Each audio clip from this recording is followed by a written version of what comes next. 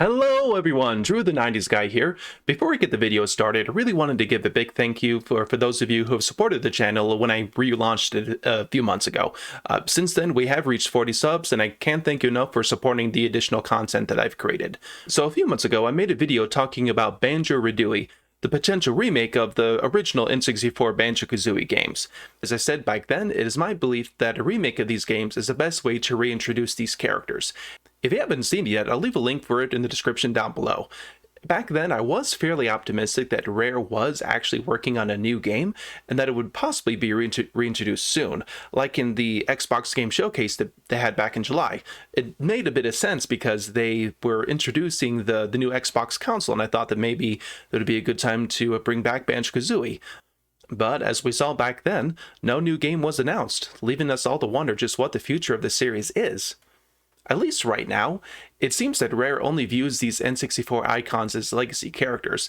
Even if you look at their appearance in Smash, that was more of a callback to their glory days back in the N64, with every aspect of their design, animation, and moveset being a loving homage and really, honestly, good fan service.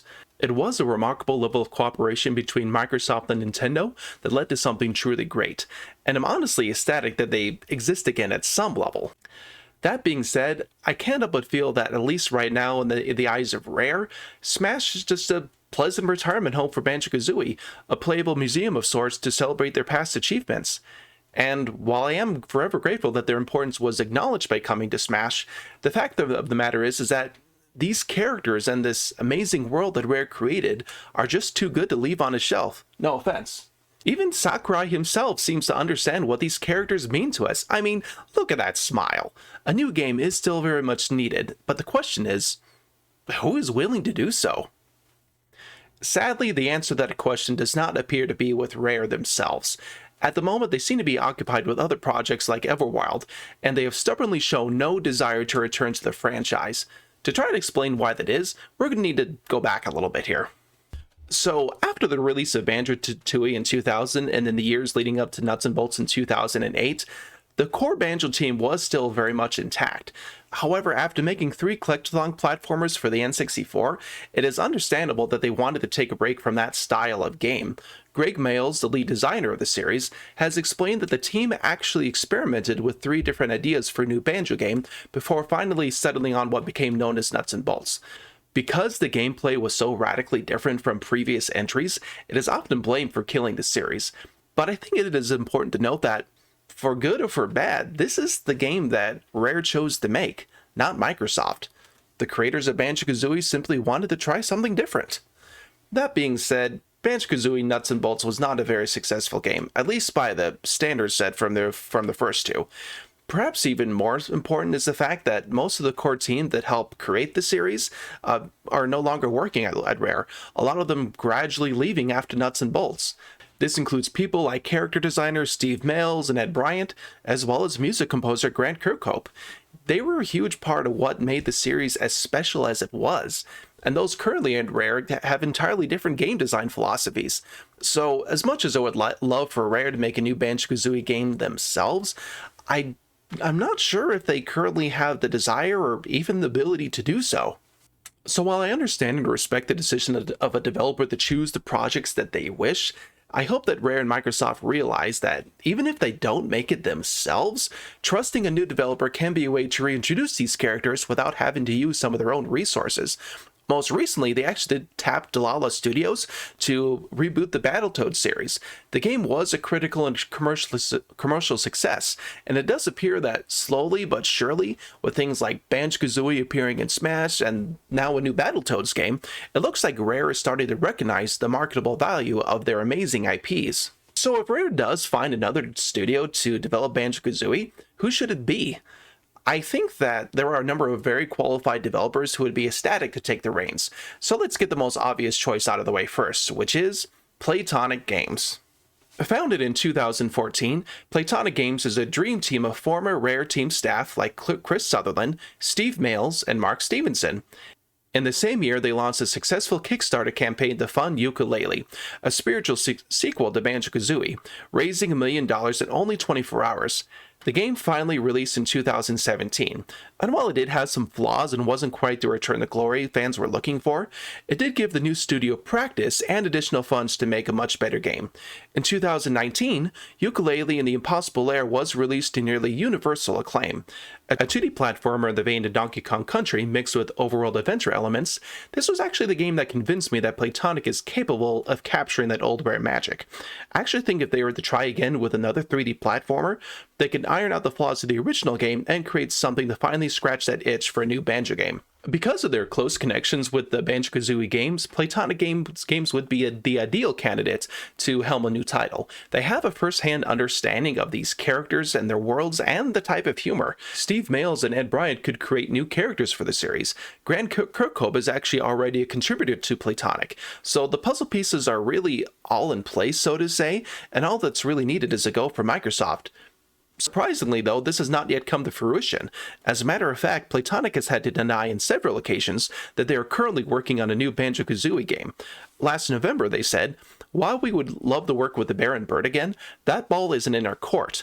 With that said, we are keen to continue progressing as a studio, carrying the experience of games we worked on, old and new, to create new characters and adventures for you to hopefully love."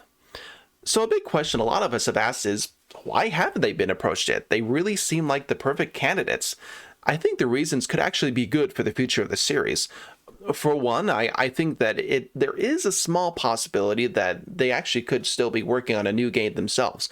Greg Mails recently said that he's pulled out some ideas from sticky notes he had over 10 years ago and is working on a separate project other than Everwild that they've announced before. So while it is a bit of a stretch to say that this could be a new Banjo-Kazooie game, there is no one else at Rare I would trust to helm a new project. Another reason that Playtonic Games has been approached might be that Rare has already found another studio to make a new game. If we take a closer look at developers already owned by Microsoft, there is one in particular that definitely stands out, and that is Double Fine. Founded by adventure game legend Tim Schafer, Double Fine was acquired by Microsoft in 2019, and I think they're a developer that can tap into the wackinesses of the series while putting their own unique take on it. One reason they could do well is their previous experience in making 3D platformers like Psychonauts and its upcoming sequel. Like Banjo-Kazooie, Psychonauts was able to combine engaging platforming with unique visual design, weird, charming characters, and a unique sense of humor. I think that Tim Schafer and his team could make an amazing new game that would be worthy in every sense of Banjo's legacy. Other than Double Fine, looking at Microsoft's 21 other studios and their pedigree, I'm not sure if there's really any other studio that would be a good fit for the series. There are, however, a few other third-party options that Rare could look at. The next one I'm talking about being almost as old as Rare themselves, and that is Toys for Bob.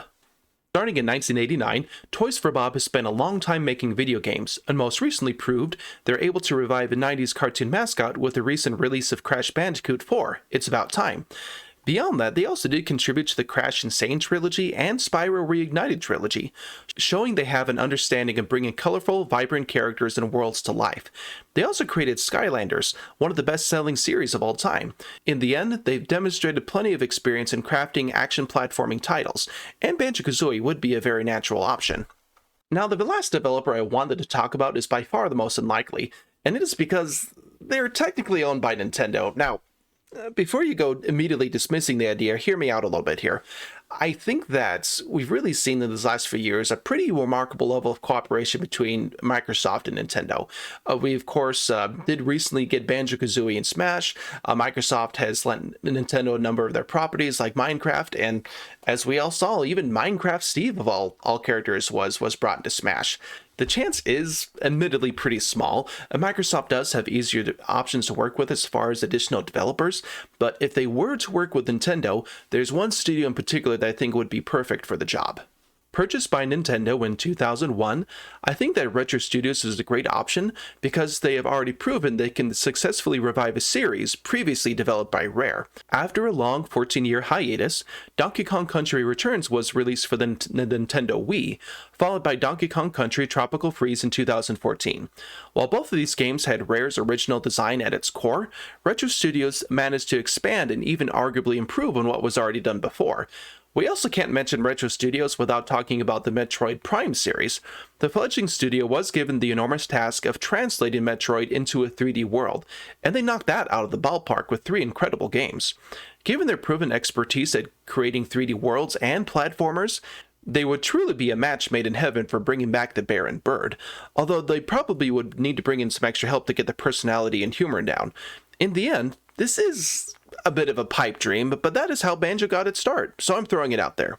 Anyways, what do you guys think? Is Rare ever going to make a new Banjo-Kazooie game? If not, so who do you think would be the best developer to make a new one? Let me know your thoughts in the comment section down below. And of course, like to this video, subscribe to the channel, and we'll see you next time. Bye!